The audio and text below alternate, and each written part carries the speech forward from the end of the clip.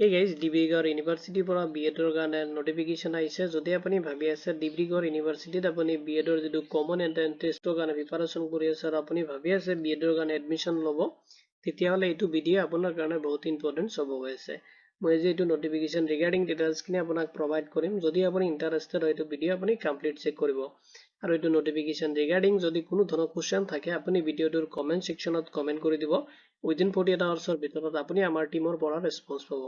যদি আপুনি interested then আহক দেৰি নকৰি আজিৰ ভিডিঅ'টো আৰম্ভ কৰোঁ।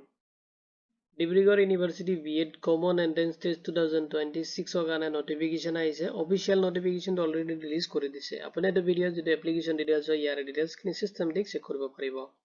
দিয়া চাই লওক যেটো নোটিফিকেশন আহিছে তাৰে ওভাৰভিউখিনি। এক্সাম নেমটো দি আছে যত আপোনাৰ বিএড কমন এন্ট্ৰেন্স টেষ্ট 2026 ৰ কাৰণে আহিছে নোটিফিকেশনটো। কন্ডাক্টিং যেটো বডি দি আছে যত আপোনাৰ ডিব্ৰুগড় ইউনিভাৰ্চিটি আসামৰ পৰা আহিছে। আৰু কোৰ্স যেটো লেভেল দি আছে to Bachelor of Education short form BEd. Mode of exam দি আছে আপুনি অফলাইনত এক্সাম এটেম্প কৰিব লাগিব। অফিচিয়েল ওয়েবসাইটৰ লিংক মই এই ভিডিঅ'ৰ ডেসক্ৰিপচনত আপোনাক প্ৰভাইড কৰি দিম, আপুনি তাতে চেক কৰিব পাৰিব। এতিয়া চাই লওক এটা এপ্লাই কৰোতে আপুনি ফলো কৰিব লাগিব এলিজিবিলিটি ক্ৰাইটেৰিয়াখিনি। যদি আপুনি জেনাৰেল ক্যাটাগৰী ষ্টুডেন্ট হয় আপুনি ব্যাচেলাৰ্ছ ডিগ্ৰী অৰ মাষ্টাৰ ডিগ্ৰী কমপ্লিট কৰিলে এটলিষ্ট আপোনাৰ 50% মাৰ্ক থাকিব লাগিব। যদি আপুনি প্ৰফেশনাল ডিগ্ৰী কৰিছে bachelor of engineering or technology related তেতিয়াহলে এটলিষ্ট আপোনাৰ 55% মাৰ্ক থাকিব লাগিব আৰু স্পেশালি যদি আপুনি সায়েন্স এন্ড ম্যাথমেটিক্সত থাকে। ৰিজাৰ্ভেশন ক্যাটাগৰী আপুনি ৰিলেক্সেশন পাব আপুনি 5% মাৰ্কৰ কাৰণে যদি আপুনি SC ST OBC বা MOBC অৰ DS আপুনি যদি PWBD ক্যান্ডিডেট হয় তেতিয়াহলে আপুনি 5% মাৰ্কৰ কাৰণে ৰিলেক্সেশন পাব আপুনি।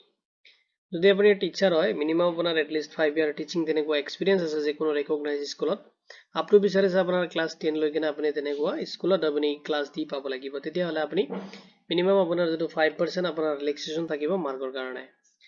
এতিয়া চালক ইম্পৰ্টেন্ট নোটস দিয়া আছে যত বিচাৰিছে আপোনাৰ যেটো কোৱালিফিকেশন আছে তাৰ ওপৰত বেছ কৰি কিনে মাৰ্ক এণ্ড স্কোৰিং কৰা হ'ব যত আপোনাৰ 50% মাৰ্ক থাকিব লাগিব আপোনাৰ মেজৰ এণ্ড হনাৰ সাবজেক্টত তেতিয়াহলে আপুনি কৰিব পাৰিব।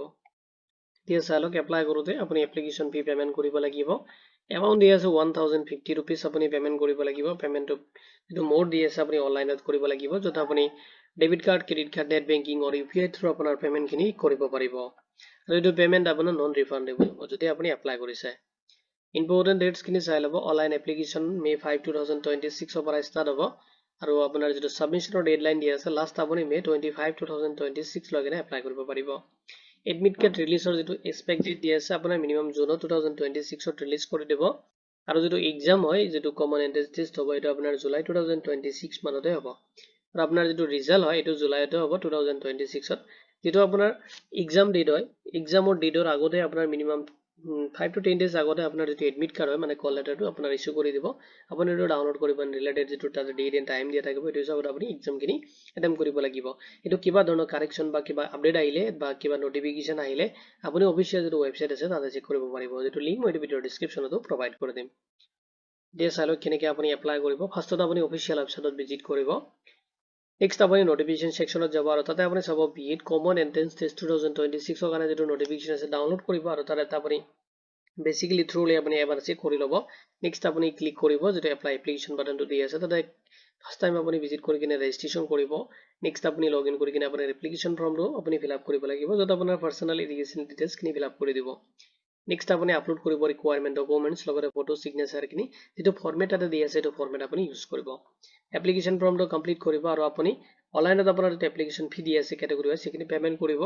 এপ্লিকেশনটো সাবমিট কৰিব এজ এ ফিউচাৰ ৰেফাৰেন্সৰ কাৰণে আপোনাৰ যেটো এপ্লিকেশন একনলেজমেন্ট ৰিসিপ্ট লগত আপুনি পেমেন্ট ৰিসিপ্টটো প্ৰিন্ট আউট ৰাখিব। এইটো নোটিফিকেশন ৰিগাৰ্ডিং কোনো ধৰণৰ কোৱেশ্চন থাকে ভিডিঅ'টোৰ কমেন্ট সেকশনত কমেন্ট কৰি দিব। ভিডিঅ'টো চোৱাৰ বাবে ধন্যবাদ দি কিনে আজি ভিডিঅ' মই ইমানতে সামৰিছো।